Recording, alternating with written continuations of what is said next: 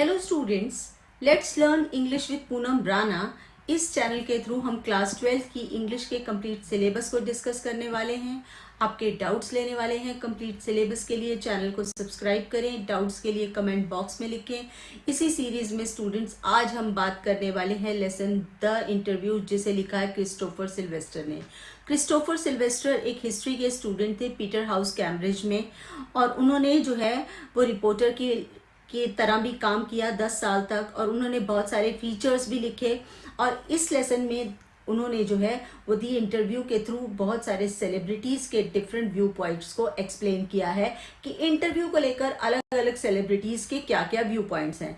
Students, lesson 2 parts में divide है, part 1, part 2। Part 1 के अंदर डिफरेंट सेलिब्रिटीज़ के जो है वो इंटरव्यू को लेकर क्या पर्सपेक्टिव्स हैं, क्या POVs हैं, उसको एक्सप्लेन किया है। सेकेंड पार्ट के अंदर there is an interview of Umberto Eco taken by Mukund Padmanabhan. तो चलिए इस वीडियो में हम फर्स्ट पार्ट को डिस्कस करते हैं, सेकंड वीडियो में हम जो है वो दूसरे पार्ट को डिस्कस करेंगे। Since its invention a little over 130 years ago, the interview has become a commonplace of journalism. कि इंटरव्यू की इन्वेंशन 130 ईयर्स पहले हुई, और तब से इंटरव्यू जो है वो उसकी एक जर्नलिज्म में एक बहुत ही कॉमन प्लेस है। Today almost everybody who is literate will have read an interview at some point in their life। कि जो भी पढ़ा लिखा है उसने अपनी लाइफ के किसी न किसी पॉइंट पर कोई ना कोई इंटरव्यू पढ़ा होगा। While from the other point of view, several thousand celebrities have been interviewed over the years। कि सालों से जो है कई सेलिब्रिटीज जो हैं वो इंटरव्यू देते रहे हैं। Some of them repeatedly, और कईयों ने तो बार बार दिया है। So it is hardly surprising that opinions of the interview of its function, methods and merits vary considerably। तो इंटरव्यू को लेकर ओपिनियन, इंटरव्यू के डिफरेंट मेथड्स, इंटरव्यू को लेकर उसकी डिफरेंट मेरिट्स या क्वालिटीज वो वेरी करती हैं। मतलब पर्सन टू पर्सन या सेलिब्रिटीज के अकॉर्डिंग सबके अपने अपने पॉइंट ऑफ व्यूज हैं। Some might make quite extravagant claim. कुछ जो है वो इंटरव्यू को लेकर बहुत ही एक्स्ट्रावेजेंट क्लेम्स करते हैं। एक्स्ट्रावेजेंट क्लेम्स करते हैं मतलब बहुत ही ज़्यादा एक्सेसिव या बहुत ज़्यादा लंबे चौड़े बयान देते हैं। फॉर इट्स बीइंग, उसके इंटरव्यू के बारे में, it's highest form a source of truth. उनके लिए इंटरव्यू जो है वो एक सोर्स ऑफ ट्रुथ है, सच है एक। And in its practice and arts, और जब ये इंटरव्यू प्रैक्टिस की फॉर्म में आता है तो एक आर्ट में कन्वर्ट हो जाता है। ठीक है। Others usually celebrities who see themselves as its victim, और कई लोगों के लिए, कई सेलिब्रिटीज के लिए इंटरव्यू जो है वो एक बहुत बड़ा जो है वो शिकार होने वाली बात है। वो इंटरव्यू के विक्टिम्स बन जाते हैं। माइट डिस्पाइज द इंटरव्यू, वो इंटरव्यू देना पसंद नहीं करते। दे हेट गिविंग इंटरव्यूज, वो इंटरव्यू नहीं देना चाहते। It is an unwarranted intrusion into their lives, ये उनकी लाइफ में एक अनजस्टिफाइड एंट्री है। Unwarranted intrusion is the unjustified entry into their lives. वो उनकी लाइफ में एक अनजस्टिफाइड एंट्री है। और feel that it somehow diminishes them, ये कहीं ना कहीं उनको डिमिनिश करती है, स्पॉइल करती है। Just as in some primitive cultures, जैसे कि पहले स्टार्टिंग के कल्चर्स जो थे वो प्रिमिटिव कल्चर्स थे। It is believe that if someone takes a photographic portrait of somebody then one is stealing that person's soul.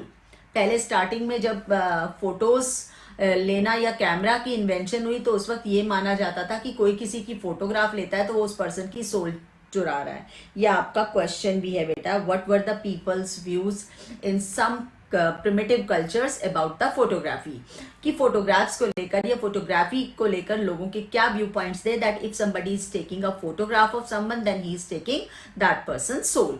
तो ये आपका एक क्वेश्चन भी बन जाता है। It is believe that if one takes a photographic portrait of somebody then one is stealing that person soul.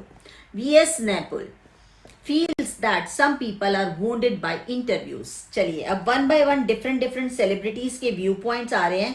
VS nipple के according कि अगर कोई किसी की फोटोग्राफ लेता है तो वो उस पर्सन वो वुंडेड हो जाता है। मतलब किसी पर्सन का इंटरव्यू लेने का मतलब है कि आप उस पर्सन को घायल कर देते हो, वुंडेड कर देते हो। And lose a part of themselves, वो अपनी पर्सनैलिटी का एक पार्ट लूज कर देता है. Lewis Carroll, the creator of Alice in Wonderland, was said to have had just horror of interviewer. Lewis Carroll तो कहते हैं कि मुझे तो इंटरव्यूअर से ही डर लगता है. I am scared of interviewer. I have just horror of the interviewer and he never consented to be interviewed. और कभी भी वो इंटरव्यू देने को कंसेंट नहीं किया उन्होंने, कभी भी वो एग्रीड नहीं हुए इंटरव्यू देने को. if someone is if someone he was it was his horror of being lionized. lionize का मतलब होता है feeling important. अगर कोई उनको lionize करता था या कोई उनको important फील कराता था, ठीक है ना, feeling of being important या getting important, अगर कोई उनको important फील कराता था which made him thus repel would be acquaintances, तो वो अपने लोगों से दूर भागते थे. acquaintances का मतलब जान पहचान वालों से वो दूर भागते थे. अगर कोई उनको lionize फील कराता था तो वो उससे जो है वो रिपेल कर जाते थे, वो उससे दूर भागते थे इंटरव्यूअर से. And the persistent petitioners for his autograph, और जो लोग लगातार persistent petitioners are the people who request continuously, कि वो लोग जो लगातार उनको रिक्वेस्ट करते थे, who request them continuously for his autograph, and he would afterward relate the stories of his success in silencing all such people with much satisfaction and amusement. पहले तो वो उनसे भागते थे, लेकिन बाद में जब वो अपनी मर्जी से बोलते थे तो अपनी सक्सेस की स्टोरी को इस तरह से सुनाते थे कि वो लोगों को चुप करवा देते थे. रुडयार्ड किपलिंग, अब उसके बाद बात हो रही है रुडयार्ड किपलिंग की. Expressed an even more condemnatory attitude towards the interviewer. उनके तो इंटरव्यूअर को लेकर बहुत ही ज्यादा कॉन्डेमनेटरी, बहुत ज्यादा डिस्ग्रेसफुल विचार थे. His wife Caroline rights in her diary for 14 अक्टूबर 1892. उनकी वाइफ ने अपनी डायरी में लिखा था that their day was wrecked by 2 reporters from Boston, कि उनका दिन 2 रिपोर्टर्स ने जो कि बॉस्टन से आए थे उन्होंने खराब कर दिया. तो ये एक अलग से क्वेश्चन बन जाता है आपका, what were the views of Rudyard Kipling and his wife regarding the interview. वो खुद इसको condemnatory attitude मानते थे और उनकी वाइफ तो ये कहती थी कि they wrecked by 2 reporters from Boston, कि उनका दिन 2 रिपोर्टर्स की वजह से खराब हो गया. She reports her husband as saying to the reporters, why do I refuse to be interviewed because it is immoral. उनकी वाइफ तो ये कहती थी कि इंटरव्यू जो है वो एक इमोरल प्रैक्टिस है, इट्स अ क्राइम, ये क्राइम है, just as much of a crime as an offence against my person, कि मेरे पर्सनल लाइफ के अगेंस्ट ये एक अपराध है. ऑफेंस का मतलब अपराध है, क्राइम है. As an result is attack, ये अटैक है मेरी पर्सनैलिटी पर. मतलब इंटरव्यू देते थे बेचारे इतने हो जाते थे क्योंकि बहुत बार इंटरव्यू उनकी पर्सनल लाइफ पर या इनकी जो है वो सीक्रेट लाइफ पर जो होता था. Yet Kipling yes as an result and just as much merits punishment, कि इंटरव्यू देने वाले को तो पनिशमेंट मिलनी चाहिए, much less give it. Yet Kipling had himself perpetrated such an result, और किपलिंग ने किया मतलब खुद ही अटैक किया. उन्होंने इंटरव्यू लिया मार्क ट्वेन का only a few years before. H G. Wells in an interview. H G. Wells क्या कहते हैं एक इंटरव्यू में 1894 में, refer to the interviewing ordeal. उनके हिसाब से इंटरव्यूइंग क्या है, एक ऑडियल है, एक जो है ये स्ट्रगल है, ठीक है, एच.जी. वेल्स के हिसाब से. But was Fairlie frequent interview, लेकिन वो भी इंटरव्यू लेते थे.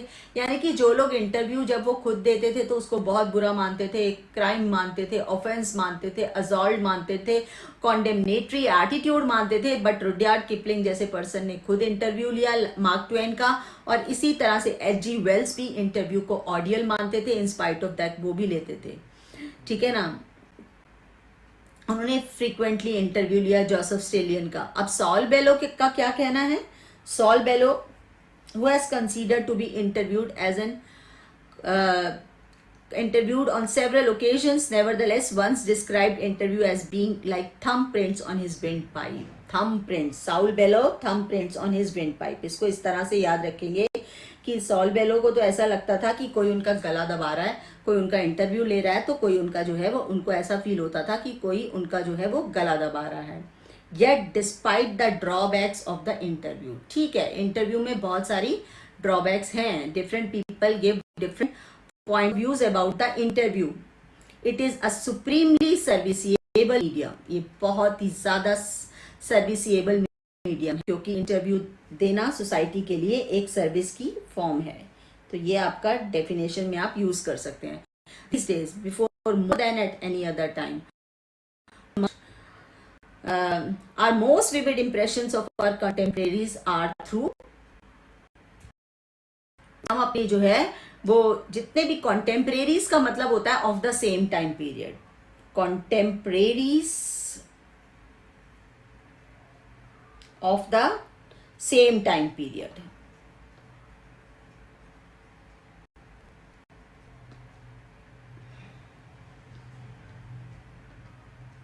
ये प्रीवियस पेज में है, मैं आपको पहले दिखाई देती हूँ बच्चे, you should note it down, इसको आप नोट कर लो। Contemporaries are of the previous same time period, ये लिखा हुआ है contemporaries of the same time period, मतलब किसी खास टाइम पीरियड के अंदर जितने भी लोग होते हैं, इंटरव्यू हमें जो है वो उसकी एक जो है इम्प्रेशन देता है।